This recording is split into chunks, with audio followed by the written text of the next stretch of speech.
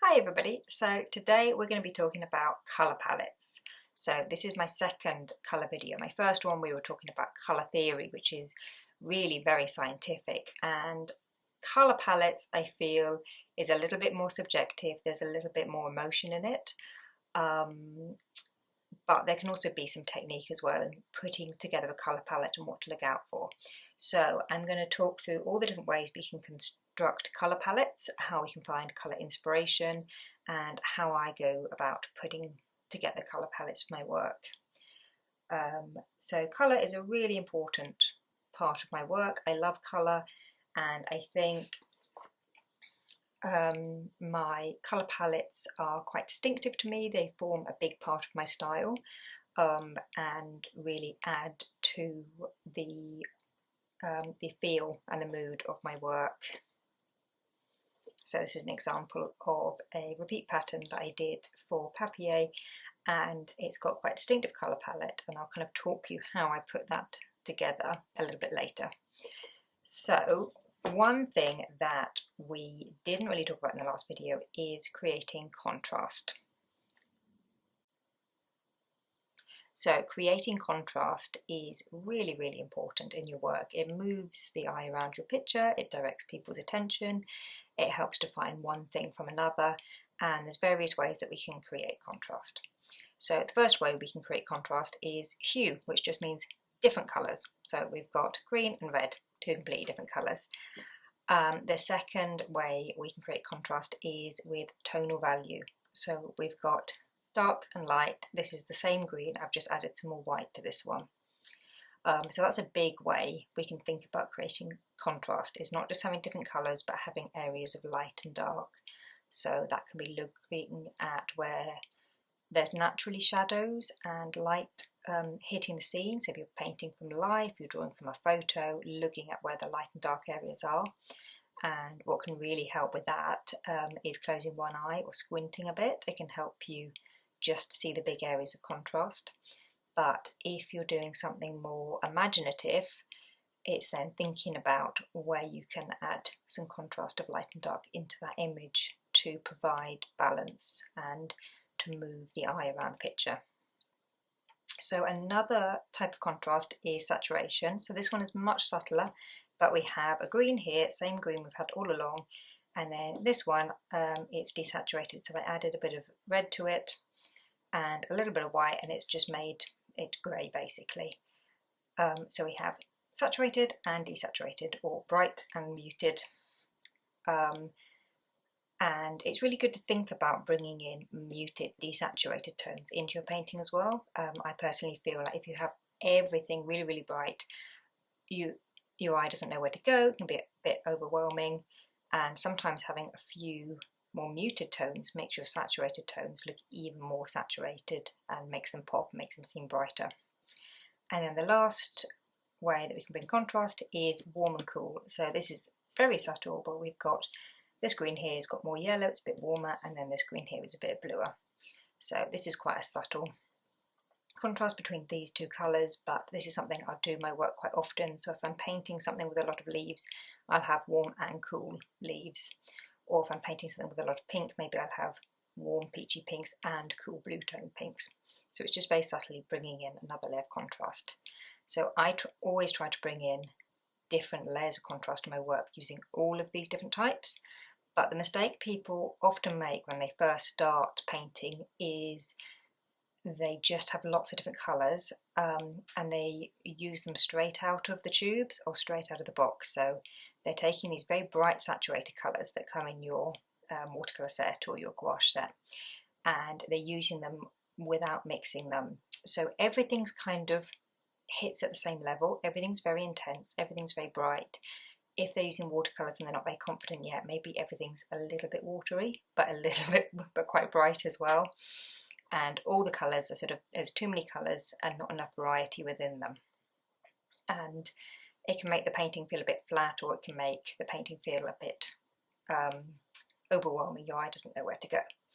So I always feel like it's better to use less colours, limit your colour palette, and say I'm just going to use maybe green and pink and orange, but I'm going to use lots of different shades of green. There's going to be warm greens, there's going to be muted greens, there's going to be cool greens, there's going to be dark greens, there's going to be light greens. I'm going to have lots of different shades of pink, cool pinks, warm pinks, dark pinks, light pinks. So narrow your colour palette down and pick fewer colours, and then find more variety in those colours. And then finding the variety in the colours will help you bring in contrast, and you'll end up with a colour palette that feels more balanced and cohesive. So I'm going to show you what I mean by that.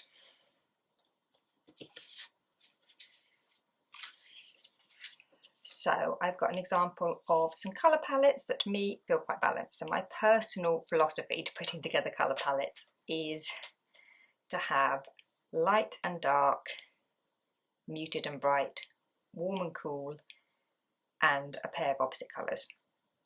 So in this colour palette at the top, we have a dark blue, we have a light blue, we have some really muted colours here. So we've got a very kind of muted pink, a very muted teal. We've got a brighter teal, a brighter pink. The teal is green, which kind of is an opposite colour to the pink, so they kind of speak to each other. So within this little colour palette, we have dark and light, we've got muted and bright, we've got warm and cool, and we've got opposite colours. And the same with these ones, you can see that we've got a pair of opposite colours. We've got the yellow and the purple that really speak to each other. Within this, we've got a darker purple and a lighter purple, the very light pink and the darker red. We've got quite rich, strong colours, lighter colours, much more muted colours. So it just feels very balanced. And the same with this one at the bottom here. Dark, light, muted, bright. It just creates this balance. So then in practice, you can end up with a colour palette like this. So if we look at this, we have quite a lot of colours, but they all kind of speak to each other and have a function. So we've got the combination of red and pink, which I love. So these are the same colour, pink is just a light red, so that brings tonal contrast, that you've got the dark, deeper colour here, and then we've got the lighter colour. We have some purple here, and we've got yellow, so these kind of speak to each other because they're opposite colours, but what I like is that we would expect yellow to be a light, bright colour, and we'd expect purple to be a dark colour, but here I flipped it, so the purple is actually a very light colour, and it's the yellow that's a very deep, muted colour, very rich. And then we've got green, which is speaking to the pink. So we've got opposite colour, but we've got a very deep dark green, which then also looks really beautiful if it's placed against the purple or against the yellow. So all of these colours kind of work with each other and work in different arrangements. So the green looks lovely with the purple also looks lovely with the red. So it's a very limited colour palette, but every colour is very carefully chosen and every colour gets reused around the pattern. So we see the same colour being bounced around and around. So we see the same kind of dark green from the trousers, to the pattern on the plate, to the book, to the leaves. The red of the kettle is also the same red of the bike, the same red on the stripy t-shirt, the same red on the flowers. So it's this limited colour palette and it's using the same colours again and again but in different combinations, and it makes the whole pattern feel very cohesive and very balanced. You know, a busy pattern like this with so much going on could easily feel quite overwhelming if I'd had loads of different colours. You know, there's whole colours that I've omitted, so there's no blue in this at all, for example. Or there isn't really any orange either, so I've just kept it simple and kept it very balanced and harmonious. So I just want to show you some other ways that we can think about creating colour palettes. So there are technical theories for how to put together colour palettes or how to describe colour palettes. I don't personally use these as in when I'm starting a painting, I won't get the colour wheel out and get a little rectangle out and find my colour palette that way, but sometimes I will accidentally stumble across a colour palette that fits with one of these, and if you're really stuck in terms of a colour palette, then these can be really fun to play around with to help you come up with new ideas. I mean, I'm definitely someone that gets stuck in a kind of colour palette rut, so these can be really useful. So first colour palette is complementary, so we covered this in a lot of detail in our first colour video. That's basically opposite colours, so we've got blue and orange highlighted here, opposite colours. And then we've got split complementary, so they're opposite but we've gone one across on the colour wheel. So we've got an orange here, and then we've got a slightly more greeny blue and a slightly more purpley blue as well. So that's quite nice, that's a split complementary. We've got analogous colour palette here, so that's a couple of, I've got 3 colours all next to each other on the colour wheel. So this will have a very strong feel to it, so it might feel very cool or very warm. I don't really use analogous colour palettes that often. Personally, if I was going to go for all these blues and greens, I would use another colour from the other side of the colour palette to balance it out. But that's just my approach. Other people would go for a much stronger analogic colour palette, but they create a real mood. And then we've got tetradic, which is basically a rectangle or a triangle. So we've got one here where we've got a teal, a kind of a yellowy green, and then sort of a maroon and an orange. I never would have thought of putting those colours together, but they actually work really nicely and they're really balanced, so it can be quite fun to play around with something like this if you've got a big colour wheel and drawing on a square or drawing on a triangle, and you can get some lovely unexpected colour combinations. And then we've got the last one here, this is the triadic, and that's a triangle. So we've got again this kind of greeny yellow, which I like, with a bluey purple and then quite a deep orange, which again is really nice, and maybe not a colour combination that I naturally would have put together or thought of. So these can be really fun to try, to just get out of a colour rut and to mix things up a little bit.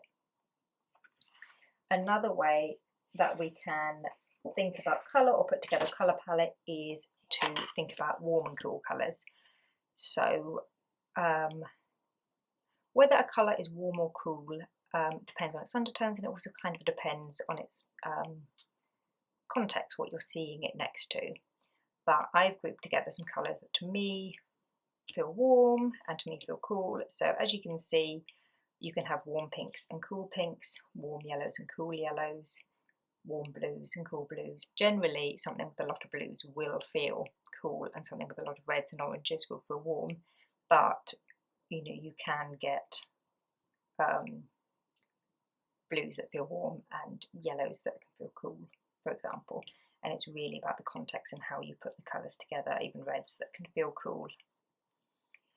And I think, you know, without these labels, I think we would have an emotional response. We would look at this straight away and say that feels warm, and we would look at this straight away and say that feels cool. So I've got a couple of examples of paintings here that use this kind of colour palette. So this one is a very warm colour palette. So we've got all these different shades of pink and orange and red and yellow, and then within that I've got quite a bit of variation. So we've got pinks that have got blue undertones, we've got pinks that are warmer, we've got light and dark, and then we've got all these different shades of green that really balance it out. And then the lady herself, you know, she's all warm tones. She's got this beautiful red hair, brown bag, even the stripes on her dress, everything is warm tones. So yeah, it just feels like a very warm, sunny piece, and the shadows are mixed out of this lovely chromatic grey, which, so the shadows are cool, but it still feels like a very warm piece. The shadows are very soft. And then we've got this one, another flower market that I've been painting, and this one isn't quite finished, but it's got a much cooler feel. So we've got these silver buckets instead of the baskets, and they feel much cooler. All the flowers are much cooler. So we do actually have a lot of red and yellow and pink, and yet they all feel really cool because there's a lot of purple and blue, and the pinks that I've used are very blue toned pinks.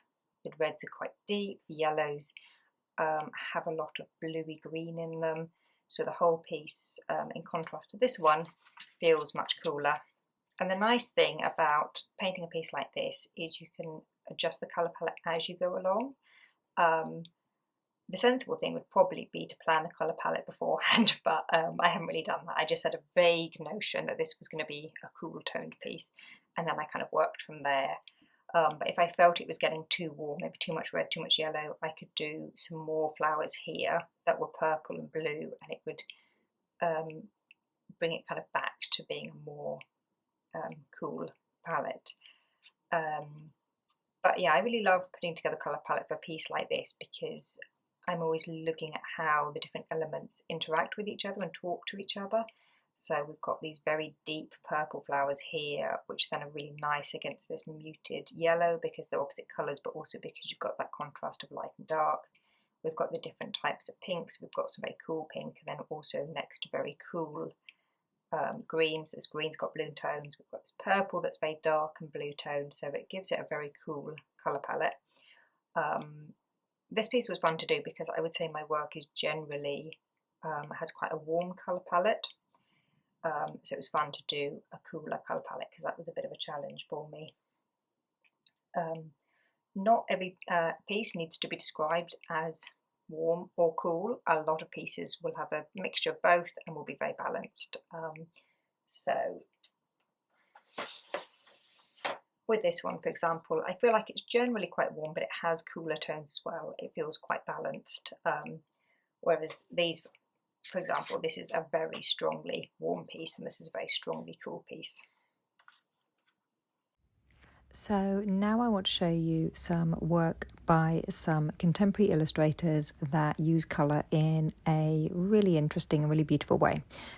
So I'm going to start with Ana Cunha, who's from Brazil, and her work is so beautiful, and I love her colour palettes because they're so balanced and sophisticated but also so unexpected. So starting with the piece on the left with the Tower of Animals, what I really love about this piece is how it uses muted neutral colours to really balance and ground the piece, and it actually makes the bright colours more bright. They really pop. So we've got this kind of warm light grey in the background, and then the palm tree, it's got a very kind of it's got like a cool grey leaf, but it also has a sort of deep yellow ochre as well, and in the ground there's some kind of very muted blues. So there's lots of kind of chromatic greys and muted colours, and then we've got that really bright cool pink, that bubblegum pink on the woman's dress and the pig, and that's where your eye's drawn straight away. You know, if this piece had like a bright blue sky and bright green grass, it wouldn't work, and I think it would be overwhelming. And so yeah, the way this piece uses colour is just so clever and so sophisticated. So your eye goes straight away to the pink, and then that pink is used throughout the picture, in the tree, in the floor. It kind of moves your eye around. I love the relationship between the cool light pink and then the darker warmer red. We've got a deep kind of inky blue and then a lighter blue. We've got all these different shades of grey and mustard. So yeah, I really love this piece and love this colour palette and the texture in it as well. And then the piece next to it is another really beautiful piece, but with a warmer colour palette. So rather than have that cool toned pink, it's got more of a kind of a warm peachy pink and red. And this piece has lots of really beautiful chromatic greys, which I taught you all about in the last video. So you can see how bringing in those very beautiful muted neutral colours can make the piece feel very balanced. In this one it feels very peaceful and lets the other colours really shine. So I really love Anna's work. Next piece is by Libby van der Ploeg, and I really love her work. All of her colour palettes are absolutely spot on, but I wanted to show you these two examples because they use the same colour palette but in different proportions, which gives them different feels. So starting with the one on the right with the lady and the dog, we have various shades of pink, we've got a very bright orange, we've got a slightly more subtle peach, and then we have the dog has this teal collar, and that little bit of teal just balances all the other warm tones in the picture, and it's very effective. And then if we go back to the piece on the left, the lady with the cat, we've kind of got the same colour palette. We've got orange and pink and teal, but in different proportions. So I just found that really interesting, how you can find a colour palette that really works and then play with it in different proportions. So we've got the same teal in the lady's headband, but then we've got a lighter teal in the background, and then again we've got different shades of pink and orange. So yeah, I thought that was a really fun colour palette. And then we've got work by Abby Lossing, who is another American illustrator and editorial illustrator. I really like the piece on the left with the lady and the surfboard, because I thought it was an interesting use of bright and muted light and dark colours. So the bright yellow sun against the pink, and then next to that very muted dark warm mustardy yellow, I just thought was really interesting, or the kind of maroon next to orange, so really pairing things that are light and dark, muted and bright.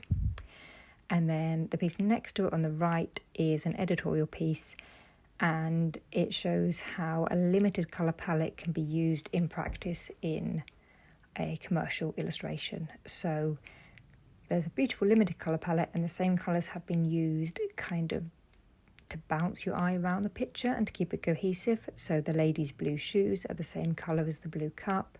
The man is reading a red book, which is the same colour as the woman's jumper.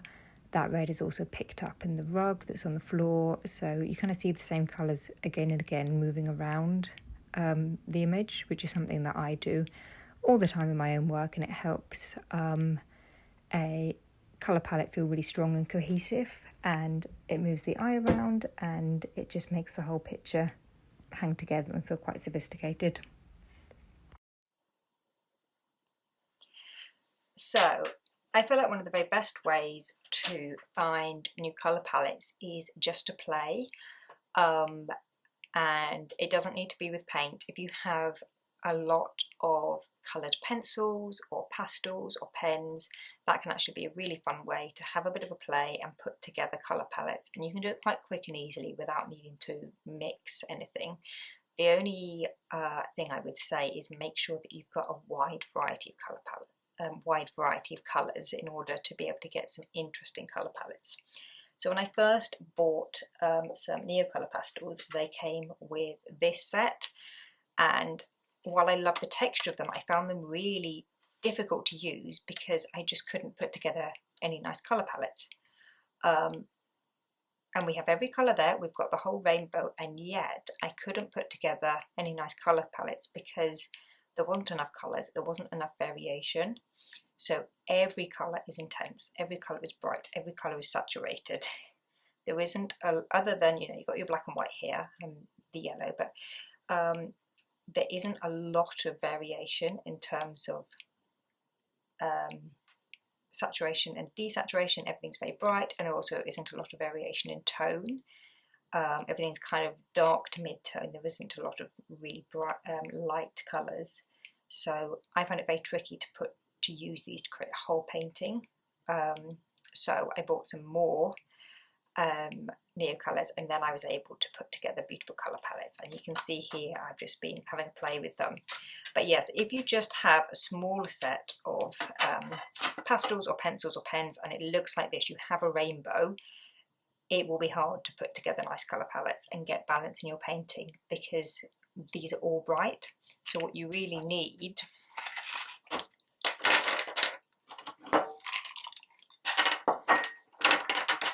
is colours like this, and you can see it, well, I've took them out now, but you can see I've arranged them by warm and cool. So, you know, within green, this green is just, it kind of does nothing for me, just on its own. It's quite bright, it's quite mid-toned, it's not that cool, it's not that yellow, whereas greens like this are much more interesting. You know, this one's nice because it's It's light, it's got yellow tones, it's quite muted. This is more of a mid-tone, also yellow tones, quite muted. This is also muted and mid-tone, but it's cooler. So this has got much more of a kind of a sagey green, whereas this is more of an olive green. This is a dark green, so that creates a lot of contrast, but it's also a really nice bluey toned dark green. This is almost not even a green, it's kind of a very brown, muted olive. I really love this actually, Chinese green, which is a very, very yellowy green. And I love the contrast that that brings to a painting. My work can be quite warm and quite muted, so having a very bright, cold pop of yellow can be really unexpected and really nice. And then veering into the yellows, I love the kind of the warmth and the creaminess of this yellow. It's called orangish yellow, but to me it's kind of like a Naples yellow. So yeah, I mean, I kind of think with when it comes to colour pencils and pastels and that kind of thing, you really can never have enough. It's so important to have the variation. You know, these might look similar, but they all have a very different function. You know, we've got another green here, which is this jade, which is it's quite light, it's got a lot of blue tones, and it feels very fresh, and it's lovely for painting painting water, for example. You know, if you're thinking of a lovely tropical sea, then this is kind of the colour you want. Having all these subtle variations is really important. So if you're buying, you know, green pastels, blue pastels, think about light and dark, muted and bright, warm and cool, and make sure you have all those variations covered, because that's going to make it much easier to create beautiful pictures and put together beautiful colour palettes. But I really love these because they're such beautiful colours, and you can just kind of pick them up and arrange them and come up with really lovely colour palettes very quickly and easily. So when I first got this, I bought a couple of sets, so they were colour palettes put together by Bea Rabai, which I've mentioned in a previous video, but she put together a cool set and a warm set, so you can see them swatched here. This is the cool set and this is the warm set, and you can see she's thought about lights and darks, brighter colours, even some that look quite similar. She can see the value in having these different dark greens, and then thinking about balancing out all the cool tones with this red and the pink, and then bringing in darker muted tones to the cool palette. But when I first got these, I had a lot of fun just putting them together and creating different colour palettes, and then kind of thinking about the feeling that we get from that colour palette. So I've tried to come up with names for some of them, but this one, I've called Mallorca Villa, because it made me think about the green shutters and the warmth of the buildings. This one kind of felt like a coral reef with the yellow and the pink and the blue. This one made me think like British seaside, and this one's really ice cream colours. But they're all from these two sets, and just trying different colour combinations. And I like doing this, just doing little scribbles or putting them together, because it's very low risk. You know, I haven't spent a lot of time mixing up colours. I'm just doing little scribbles with the pastels, and I can try things that work or maybe don't work. So, you know, pink and green is a bit of a go-to for me, but it's nice to try something different. So having quite hot red with these blues and the yellows is quite, and the orange is quite a nice combination, and something that's a bit different for me. So it's really fun to just grab your pencils or your pastels or your pens, whatever you have, and just do a page of little swatches and try out all different colour palettes. And I find all the time I'll be working with my Neocolor pastels, and I will just, you know, grab a couple randomly, and I'll just go, oh, that's a nice colour palette, those look lovely together. And I love how you can just start to put them together, and this is quite cool, and then we can bring in a pink, but it's still quite a cool colour palette. And then maybe if we took that pink out and brought in an orange instead, it would feel different. Or maybe I could bring in pink and red. So I love playing around with colour palettes, just switching colours out and seeing how it completely changes the feel of the colour palette. and just moving them around and kind of finding little colour palettes that I like and seeing what kind of works with what. So I really recommend doing that, just moving your colours around, seeing what looks good and what catches your eye, and then doing little swatches, and if you need, write down what colour you've used, and creating a page of colour palettes to refer back to in the future. So I wanted to show you some examples of finding colour inspiration in everyday life and what that can look like. So once your eyes are open to it, you can find colour inspiration pretty much everywhere, in the most mundane things, in nature, in man-made things. I can find colour inspiration in piles of laundry. So I was in Mallorca last week and I spotted this big pile of fishing nets, and I just thought it had the most lovely accidental colour palette.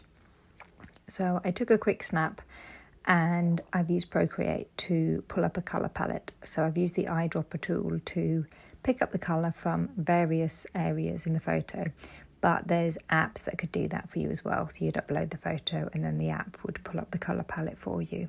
So I really love this deep maroon fishing net, and then there's some kind of lighter maroon fishing nets, and then there's a sort of muted teal, which looks so gorgeous next to the maroon. And then there's like a buoy at the back that's kind of a faded coral. You can tell it was like really bright once. And then there's like a plastic box that's quite a muted cream, and I just love them all together. It's such an unexpected colour palette. And it's a very balanced colour palette. So you've got that deep dark maroon, and then you've got a lighter version of the same colour. You've got the turquoise, which looks beautiful with the maroon, and then we've got the coral, which is really lovely and bright, so that really pops. And then you've got that cream, which is a little bit more subtle and it's a lot lighter. So you've got all of your light and dark, muted and bright colours there. So the next photo is one I took of some beautiful flowers. So taking inspiration from nature and from interiors. So I really love the beautiful colours in these flowers, the warm yellow and that very deep maroon in the centre, and how that looks with the sort of minty green and the grey of the wall. Makes a really lovely colour palette. And that colour palette, you could use it for painting a picture of the flowers, but you could also use it for lots of different things. You know, if I was painting a person, I could create an outfit using those colours. It kind of feels like a very autumnal colour palette. Like I could just imagine, painting somebody and they've got like a big fluffy scarf and a hat and using this colour palette and it feeling really warm and cosy. So, pulling together colour palettes like this, they have so many different applications.